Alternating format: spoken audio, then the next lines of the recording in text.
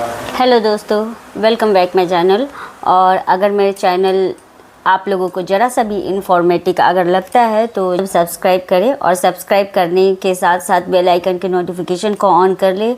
और ज़्यादा से ज़्यादा जो भी आपके करीबी लोग हैं जिनको कि आप ज़्यादा दिल से चाहते हैं या फिर जिनका केयर करते हैं या फिर आपको ऐसा लगता है कि उनके शेयर करें। तो मैं जो आज जो भी इंफॉर्मेशन लाई हूँ वो होमी भाभा कैंसर संस्थान हॉस्पिटल है, उनके थ्रू कुछ दिए हुए गाइडलाइन के अकॉर्डिंग ही मैं लाई हूँ। और बता दूँ कि ये होमी भाभा क्या है। तो अगर आप बिहार से हैं, बिहार क्या कहीं से भी है, तो मोस्टली बिहार वालों के लिए ये इन्फॉर्मेशन है कि जो हाजीपुर से सटे मुजफ्फरपुर एक शहर है।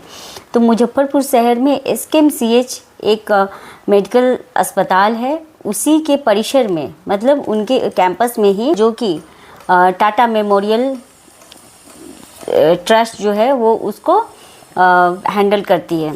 तो ये जो है एक बहुत ही बड़े लेवल पे पूरे इंडिया पूरे इंडिया में वर्क कर रही है। लेकिन उसके साथ साथ जो होमी भाभा है वो बिहार को भी बहुत अच्छे से कवर कर रहा है। और बिहार में जो इसका सेंटर है वो आपके मुजफ्फरपुर में ही है।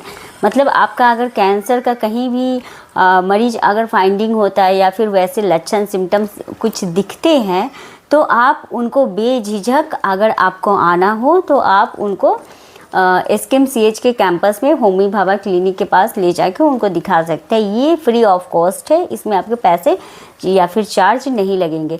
इसके कुछ टोल फ्री नंबर भी है। मुझे एक होमी भाभा के मतलब जो होमी भाभा कैंसर संस्थान है उनके द्वारा एक स्लोगन बहुत ज़्यादा पसंद आया है दिया। उनका स्लोगन है कि कैंसर की शीघ्र पहचान, कैंसर मुक्त होना आसान। मतलब ये है कि अगर कैंसर की पहचान आप समय से पहले आप कर लेते हैं, फर्स्ट स्टेज में ही फाइंडिंग कर लेते हैं, तो उससे छुटकारा पाना आपके लिए आसान है। मतलब आप उसका इलाज शुरू में ही अगर कर ले तो वो जो कैंसर है वो ज़्यादा स्प्रेड नहीं होगा और आपकी जान जो है वो बच सकती है। लेकिन सेकेंड थर्ड स्टेज आने के बाद इसका कोई रिकवरी नहीं है। तो इसलिए आप कुछ छोटी छोटी चीज़ों को ही ध्यान में रखकर आप इसकी पहचान आसानी से किसी भी डॉक्टर को दिखाए बगैर भी कर सकते हैं कि आपको किसी भी तरह की आपको बीमारी हो रही है और आपको उसके बाद किसी भी डॉक्टर के पास जाना चाहिए और उसका इलाज करवाना चाहिए। और अगर कैंसर का कुछ भी लक्षण है तो आप छोटे मोटे डॉक्टर या फिर किसी भी अन्य डॉक्टर के पास अपने आप को दिखाकर अपना समय व्यर्थ ना करें। अच्छा होगा कि अगर आपको लगता है कि मेरे जो सारे सिम्टम्स है वो कैंसर से के जो लक्षण हैं उससे अगर मैच कर रहे हैं तो मैं जाकर डायरेक्ट उन्हीं के अस्पताल में अपना चेकअप करवाऊं। तो चलिए, सबसे पहले मैं आपको ये बताना चाहूँगी कि शायद आप लोगों को पता नहीं होगा कि भारत में हर साल 2,50,000 से भी ज़्यादा मरीज जो है वो मुंह के कैंसर की वजह से मतलब तंबाकू खाने की वजह से उनकी डेथ होती है।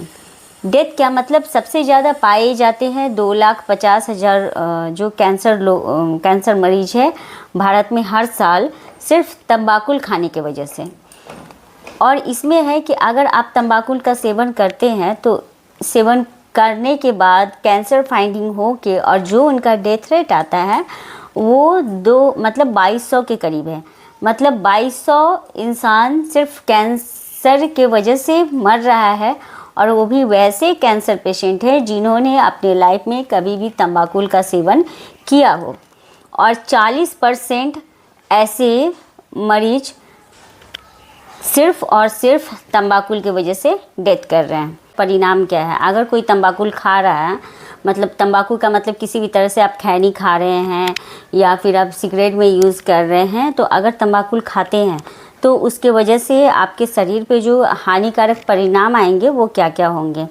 तो सबसे पहला तो है जो कैंसर है, जो कि कर्क रोग बोलते हैं, जिसको कि हो सकता है आपको मुंह का, नाक का या फिर रेस्पिरेटरी से रिलेटेड, सांस से रिलेटेड या फिर अन्नली मतलब खाने की जो नली है आपका उससे रिलेटेड, या फिर आपका फेफड़े हो गए जो दोनों, अगर आप सिगरेट लेते हैं तो उसकी वजह से फेफड़े का कैंसर होने का चांसेस ज़्यादा है। उसके अलावा पेट का कैंसर हो सकता है, यूरिनरी ट्रैक से रिलेटेड हो सकता है, मतलब मूत्राशय से रिलेटेड होगा, आपका गुर्दा से रिलेटेड किडनी का कैंसर आपको हो सकती है, या फिर गर्भाशय के मुख की कैंसर, आपको यूट्राइन कैंसर जिसको बोलते हैं उस तरह का कैंसर भी आपको तंबाकू के सेवन करने के कारण ही हो सकता है। दूसरा है दिल की बीमारियां, आपको हार्ट से रिलेटेड भी इश्यू आ सकते हैं अगर आप तंबाकू का सेवन करते हैं तो, जैसे कि आपका बीपी हाई हो जाएगा, ठीक है, आप हाइपरटेंसिव पेशेंट हो जाएंगे और सीने में आपको चेस्ट पेन हमेशा रहेगा, जिसको कि हम लोग एंजाइना बोलते हैं ना, तो चेस्ट पेन हो सकता है। तीसरा चीज़ है आपको कि पैरालिसिस मार सकता है, ठीक है, तंबाकू के सेवन की वजह से आपको हो सकता है कि आप पैरालाइज हो जाए, या फिर आपको दिल का दौरा, हार्ट अटैक हो सकता है।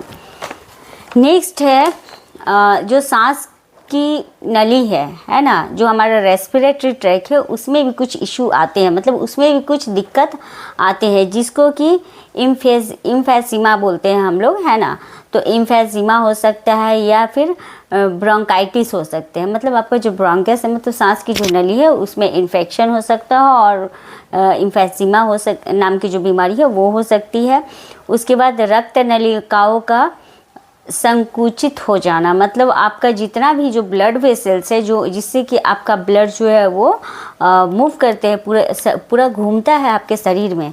मान लीजिए कि आप अगर किसी भी चीज़ को खाना खाते हैं तो वो सारा आपका पेट में जो है वो सोखा जाता है, उसके बाद वो सारा प्रोसेस होकर वो हड्डी से जाकर, मतलब सारा उसका जितना भी प्रोसेस है सारा कुछ होने के बाद खून बनता है, और खून की जो एक नली होती है वो अलग होती है, ठीक है। तो उस नली में अगर खून मान लीजिए कि पाइप है और पाइप में वो ब्लड फ्लो हो रहा है, बह रहा है, तो वो जो ब्लड की जो पाइप है, मतलब जो नली है, वो क्या होता है, सिकुड़ने लगता है, वो भी किसकी वजह से, तंबाकू की वजह से। हाथ और उंगलियों तक रक्त न पहुंचना, मतलब जितना भी आपका जो फिंगर है ना हाथ में, कभी कभी आप देखते होंगे कि आपको पकड़ने में दिक्कत होने लगता है, हाथ कांपने लगता है, इस तरह की कुछ समस्या होती है। मतलब आपको जो रक्त, जो ब्लड फ्लो आपका हर एक बॉडी का पार्ट में जाना चाहिए, वहाँ वो ब्लड फ्लो है वो पूरे शरीर में अगर अच्छा से नहीं जा रहा है, हाथ तक नहीं पहुँच रहा है, पैर तक नहीं पहुँच रहा है, तो वो धीरे धीरे धीरे वो क्या होगा, गैंग्रीन में परिवर्तित हो जाएगा। अब गैंग्रीन में अगर परिवर्तित होगा तो फिर गैंग्रीन का दो है, अलग है, ड्राई गैंग्रीन अलग होता है, वेट अलग होता है। मतलब गैंग्रीन मतलब हाथ आपका सड़ने लगेगा, जहाँ वो ब्लड फ्लो नहीं पहुँच रहा है उस जगह का जो है पोर्शन वो सड़ने लगेगा, और धीरे धीरे धीरे धीरे वो सड़ने के बाद वो आगे की तरफ बढ़ेगा, है ना। तो वो भी क्या होता है, एक कैंसर का रूप ही धारण करता है, ठीक। उसके बाद आपका नपुंसकता हो सकता है, मतलब आप का जो है रिप्रोडक्शन करने का जो पावर है वो सारा चीज़ आपके अंदर से वो धीरे धीरे ख़त्म हो जाएगी, सिर्फ तंबाकू की वजह से। मतलब सोचिए एक तंबाकू है, उसका हमको नहीं लगता है कि कहीं पे भी कोई फ़ायदा होगा, सिवाय इसका कि जो पुरुषों में है एक भ्रम है कि अगर हम तंबाकू खा लेते हैं तो अपने आप में क्या है पता नहीं, है ना।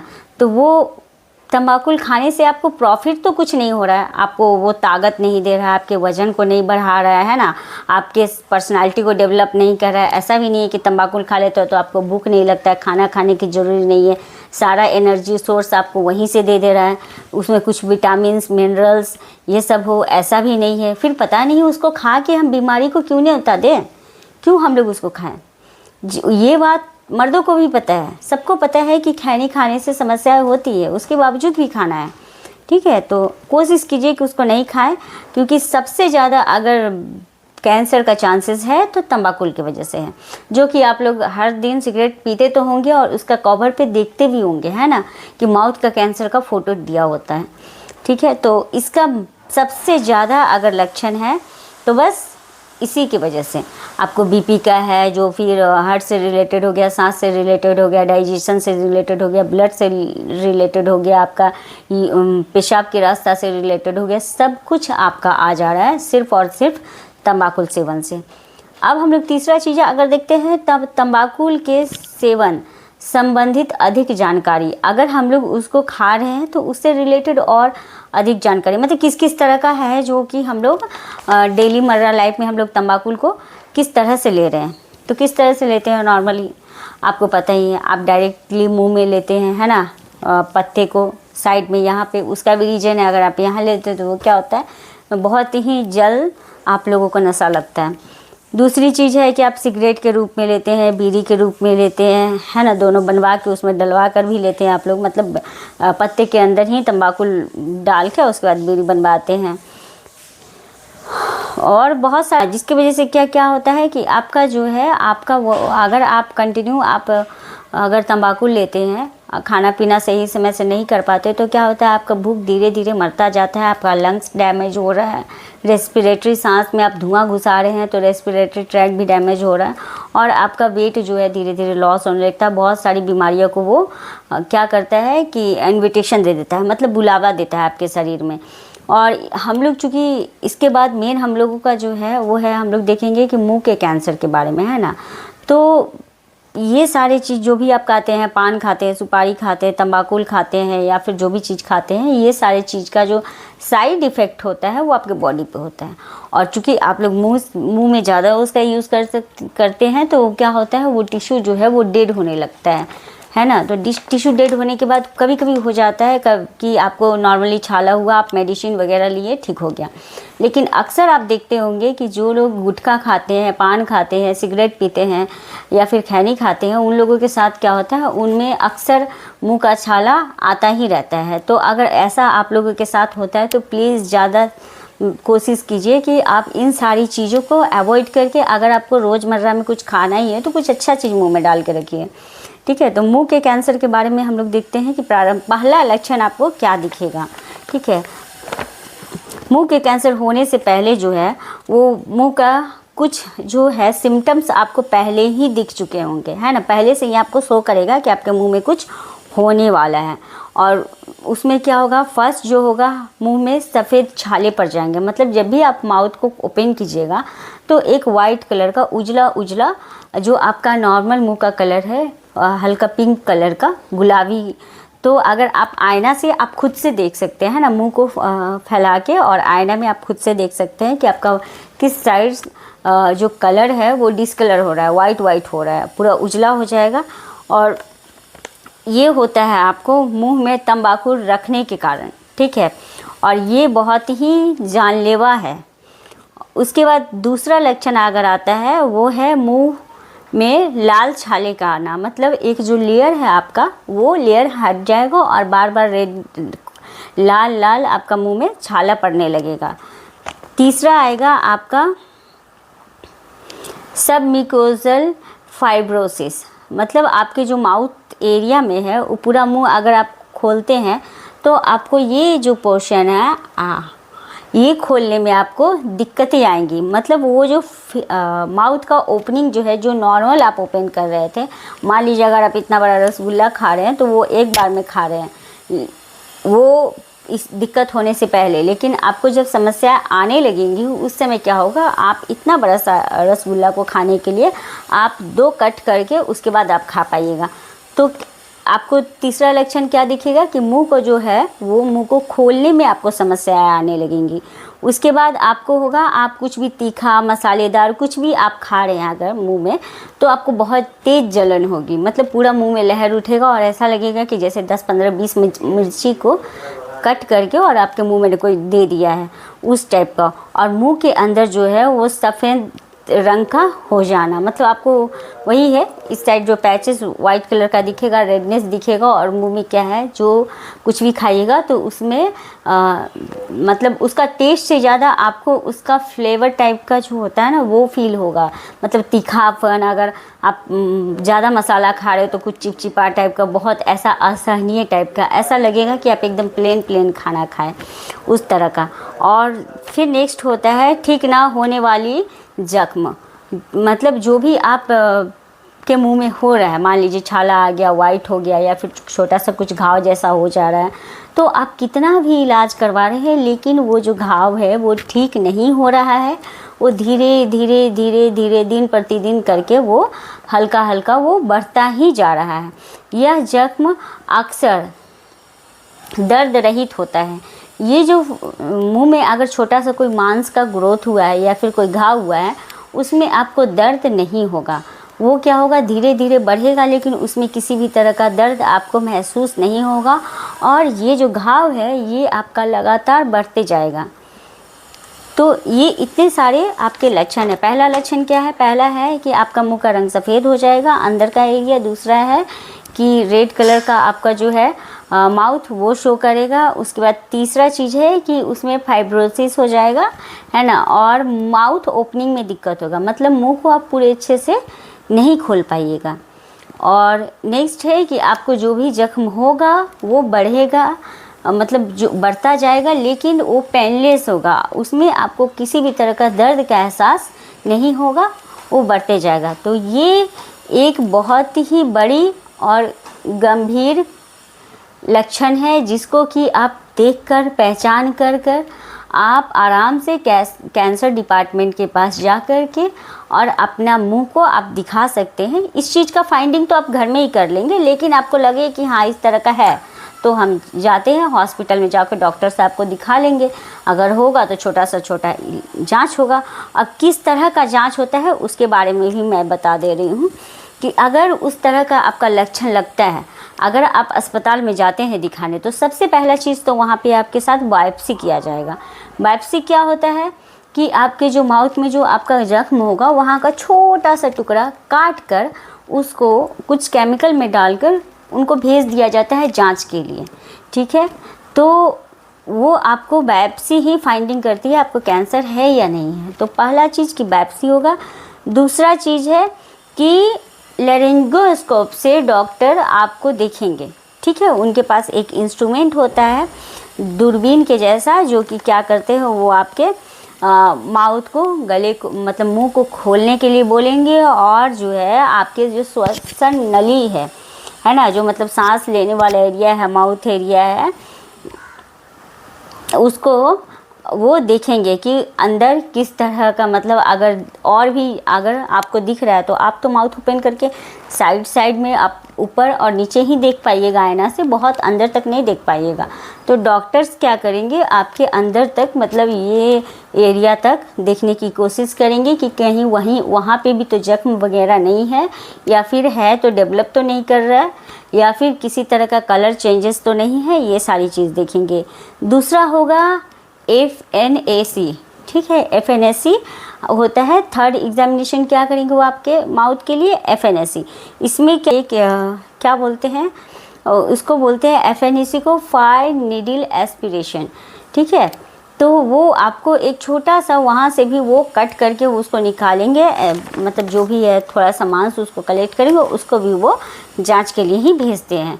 तो इस तरह से आपको पता है कि 3 जांच आपका किया जाएगा। फर्स्ट बायोप्सी, दूसरा है आपका कि लेरिंजोस्कोप से आपके जो गला है उसको देखा जाएगा कि इसमें किसी भी तरह का बदलाव है या नहीं है, किसी तरह का घाव जख्म तो नहीं दिख रहा है। और तीसरा चीज़ आप में दिखाई देगा वो देखेंगे FNAC के द्वारा, ठीक है। ये सारा काम अस्पताल वालों का है। मैं सिर्फ आप लोगों को इसलिए बता रही हूँ कि ये एक छोटा इन्फॉर्मेशन है जो कि आपके साथ कुछ गलत होने से आपको बचा सकता है। आपको पता चले कि आप कहीं इलाज के लिए जा रहे हैं तो आपके साथ कुछ गलत नहीं हो रहा है ना। जो एग्ज़ामिनेशन आपके साथ होना चाहिए उसके अलावा कुछ और तो नहीं करवाया जाए, जिससे क्या होगा, आपको एकदम एक्यूरेट जो आपको इलाज मिलना चाहिए, बिल्कुल सही डायरेक्शन में आपको वही इलाज मिलेगा। क्योंकि अगर आप अपने गांव से जाते हैं किसी शहर में, 1-2 दिन आपको उसी में आप परेशान रह जाइएगा, जांच के लिए दीजिएगा, जांच जाएगा 10 दिन 15 दिन, कभी कभी 1 सप्ताह, है ना। ऐसे करके कुछ टाइम ड्यूरेशन होता है, क्योंकि उनके पास भी जो वर्कलोड है वो बहुत ज़्यादा होता है और मैन पावर उस तरह से होता नहीं है, तो उसमें कुछ समय आपका लग जाएगा। और उस बीच में जब आपका रिपोर्ट अगर पॉजिटिव आता है तो ऑलरेडी पहले आपका कुछ समय आप बर्बाद कर चुके हैं या फिर पता नहीं चला है, फिर कुछ 1 महीना आप जांच में करवा दिए, फिर आपके पास ट्रीटमेंट के लिए टाइम बचेगा ही नहीं, और नहीं बचेगा तो उसके वजह से मे बी आपकी जान जा सकती है। तो इसीलिए आपके जो लाइफ को सेव करने के लिए मैं ये सब चीज़ बता रही हूँ कि अगर आप लोग अवेयर रहेंगे तो आप लोग इस चीज़ के लिए एक्शन खुद और सबसे पहले उठा लेंगे। आपको किसी के पास किसी भी इंफॉर्मेशन के लिए आपको जाने की ज़रूरत नहीं है। अब मुंह का स्वयं परीक्षण कैसे करें? आपको खुद से माउथ देखना है ना? तो आप कैसे आप अपना माउथ एग्जामिनेशन करेंगे, इसके लिए मैं नेक्स्ट वीडियो में अपलोड करूँगी। और अगर आपको मेरी जानकारी अच्छी लगी हुई हो तो प्लीज़ अपने ज़्यादा से ज़्यादा दोस्तों और परिवार को शेयर करें और मेरे चैनल को सब्सक्राइब करें, फॉलो करवाएं और एक छोटा सा कमेंट्स ज़रूर करें। उससे मुझे एक प्रोत्साहन मिलती है और मैं फिर कुछ नया आप लोगों के